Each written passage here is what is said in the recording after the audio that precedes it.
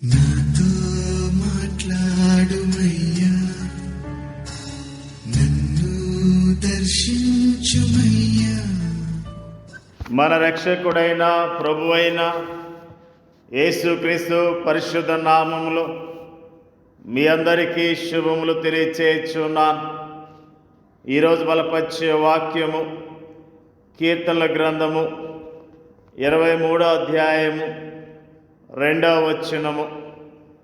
పచ్చిగల చోట్లను ఆయన నన్ను పరుండ చేయుచున్నాడు, శాంతికరమైన జలముల యొద్ద నన్ను నడిపించుచున్నాడు. ఈ కీర్తన దావీదు కీర్తన. దావీదు కూడా కాపరిగా పనిచేసినవాడు. దావీదు కాపరిగా సొంత అనుభవాన్ని కలిగి ఉన్నాడు. ఈ రోజున ఈ కీర్తనలో ఆత్మీయంగా ఏ విధంగా పోషించబడతాం, ఏ విధముగా దేవుని యొక్క ఆశీర్వాదాలు పొందుకుంటాం అన్న విషయాలను ధ్యానం చేస్తూ ఉన్నాం. క్రైస్తవునికి తన చుట్టూ ఉన్న ప్రపంచము ఒక ఎడారి లాంటిది. తన ఆత్మకు కావలసిన ఆహారము అందులో ఎక్కడా అతనికి దొరకదు. అక్కడ తినేందుకు ఆహారము కానీ, త్రాగేందుకు నీళ్లు కానీ అతనికి దొరకవు. అయితే మన ఆత్మల కాపరి అయిన ప్రభువైన యేసు పచ్చిగల చోట్లకును, శాంతికరమైన జలముల యొద్దకును ఆయన గొర్రెలమైన మనల్ని నడిపిస్తాడు.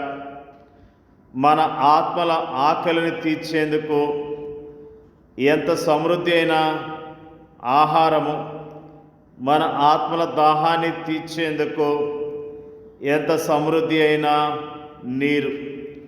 మన కాపరి మనకు కేవలం భోజనం పెట్టేవాడు మాత్రమే కాదు, ఆయన మనలను సమృద్ధితో నింపేవాడు.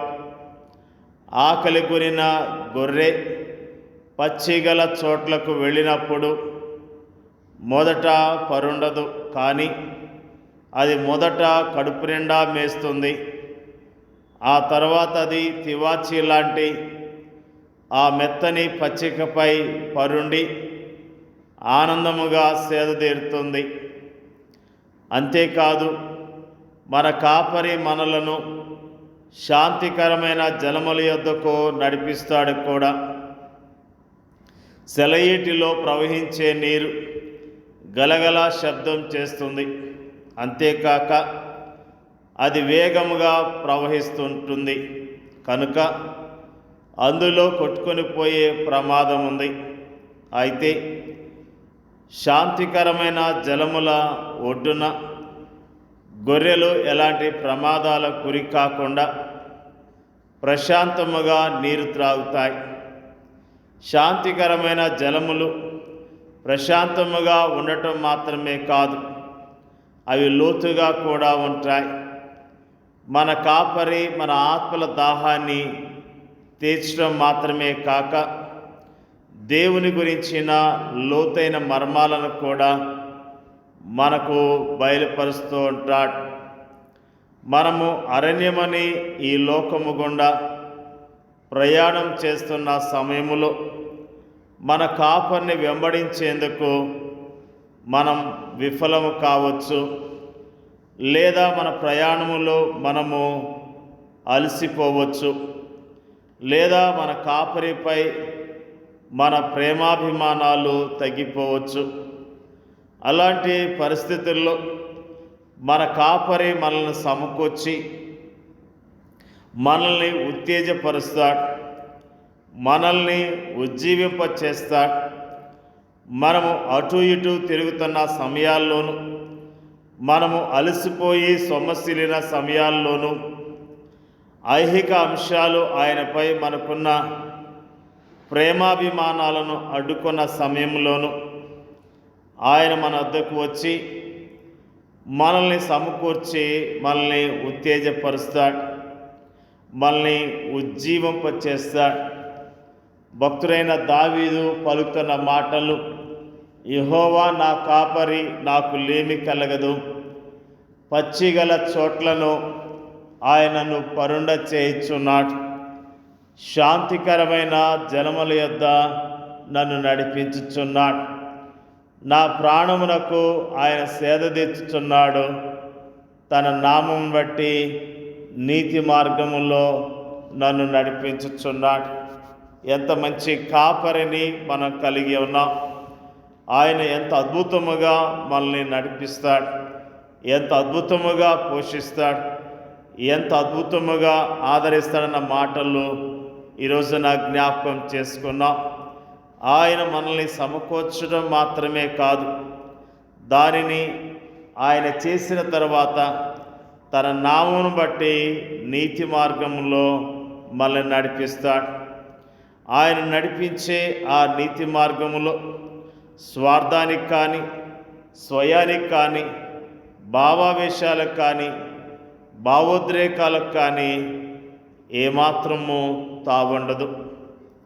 మన కాపరి ఎంత మంచివాడు. ఆయన మనల్ని నడిపించే విధానము ఎంత అద్భుతమైనది. ఆయన మనల్ని నడిపించే మార్గము ఎంత ఆహ్లాదకరమైనది.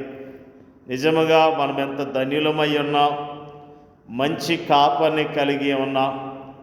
ఆ కాపరి మనల్ని ప్రతిరోజు పోషించినట్లుగా ఆయన మాట వింటూ, ఆయన వాక్యానికి లోబడుతూ ఆయన కొరకు మనము జీవించవలసిన వారమై ఉన్నాం. ఆయన ఎంత మంచి దేవుడు, ఎంత కనికరం గల దేవుడు. ఆయన మంచి కాపరి కాబట్టి మన కొరకు సిలువలో రక్తాన్ని చిందించి, మన కొరకు మరణించి సమాధి చేయబడి మూడో దినాన్ని తిరిగి లేచాడు. మనకు జీవాన్ని ఇవ్వటం కొరకు, సమృద్ధి అయిన జీవాన్ని ఇవ్వటం కొరకు, మనకు నిత్య జీవం ఇవ్వటం కొరకే ఆయన అంత గొప్ప త్యాగాన్ని చేశాడు. మనల్ని ధన్యులుగా చేశాడు. అనుదినము ఆయన పోషణలో ఉండటానికి, ఆయనకు అందుబాటులో ఉండటానికి మనం ఎప్పుడు కూడా సిద్ధపాటు కలిగి ఉండాలి. ఆయనకు అందుబాటులో ఉందాం. ఆయన స్వరాన్ని వింటూ, ఆయన స్వరములో ఉన్న ఆ సత్యాన్ని గ్రహిస్తూ, సేదతీరుతూ దేవుని కనపరిచేవారిగా ఈ లోకములో సాక్షులుగా జీవిద్దాం. ప్రియమైన దేవుని బిడ్డలారా, నిజంగా ఇంత మంచి కాపరి ఉన్నాడు. నిర్లక్ష్యముగా ఉన్నావేమో, ఆయన ఇచ్చే ఆ సంతోషము, సమాధానం పొందుకోలేని స్థితిలో ఉన్నావేమో, సరిచేసుకొని పశ్చాత్తాపడి మళ్ళీ ఆయనతో సహవాసం కలిగి ఆయన కొరకు యోగ్యముగా జీవించాలని ప్రభు నామములో తెలియజేస్తూ ఉన్నా. దేవుడి యొక్క వాక్యాన్ని దీవించునుగాక. ప్రార్థన చేసుకుందాం. పరిశుద్ధుడైన మా తండ్రి, మంచి కాపరైన మా తండ్రి, నీకు స్తోత్రాలు తెలియజేస్తూ ఉన్నాం. దావీదు భక్తుడు పలికిన అద్భుతమైన మాటలు ఈ రోజున ధ్యానం చేయటానికి మాకు ఇచ్చిన ధన్యతను బట్టి స్తోత్రాలు. ప్రభువా, నీవు మా కాపరిగా ఉన్నందుకు నీకు స్తోత్రాలు. పచ్చిగల చోట్లకు అయ్యా మమ్మల్ని నడిపిస్తూ, మమ్మల్ని ఆదరిస్తున్న విధానం బట్టి నీకు స్తోత్రాలు తెలియజేస్తూ ఉన్నాం. శాంతికరమైన జలముల యొద్దకు నడిపిస్తున్న విధానం బట్టి నీకు స్తోత్రాలు తెలియజేస్తూ ఉన్నాం. మా ప్రాణమునకు అయా సేద తీరుస్తున్న విధానం బట్టి నీకు స్తోత్రాలు. నీ నామమును బట్టి నీతి మార్గంలో మమ్మల్ని నడిపిస్తున్నందుకు నీకు వందనాలు తెలియజేస్తూ ఉన్నాం. వాక్యం ఇచ్చిన ప్రతి సహోదరిని, సహోదరుడును, వారి కుటుంబాలను దీవించి ఆస్వాదించండి అయ్యా. ప్రభువా, నీ యొద్దకు వచ్చి సేద తీర్చుకోవటానికి, నీ నామములో దీవించబడటానికి మీరే సహాయం చేయమని ప్రార్థన చేయుచున్నాం. మరి ముఖ్యంగా ప్రార్థన చేయుచున్నాం, ఎవరికైతే సమృద్ధి అయిన వాక్యం దొరకట్లేదో, సమృద్ధి అయిన మరి శాంతికర జలములు దొరకట్లేదో, అయ్యా వారి యొద్ద కొన్ని సేవకులను పంపించండి. అయ్యా మీరే సమృద్ధి అయిన ఆహారాన్ని వారికి సమకూర్చమని ప్రార్థన చేయుచున్నాం. ప్రభు నీకు స్తోత్రాలు. మా దేశంలో ఉన్న నీ ప్రజలందరినీ దీవించి ఆస్వాదించండి అయ్యా. ప్రభు, నీ కొరకు జీవించడానికి శక్తిని, బలాన్ని దయచేయమని ప్రార్థన చేయుచున్నాం. మా దేశంలో ఉన్న ప్రజలందరినీ కరుణించండి ప్రభు.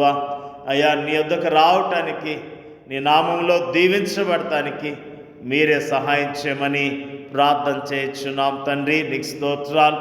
ఈరోజు నా ప్రభా నీ వాక్యము ద్వారా అయ్యా మమ్మల్ని బలపరిచిన విధానం బట్టి నీ స్తోత్రాలు ప్రభా.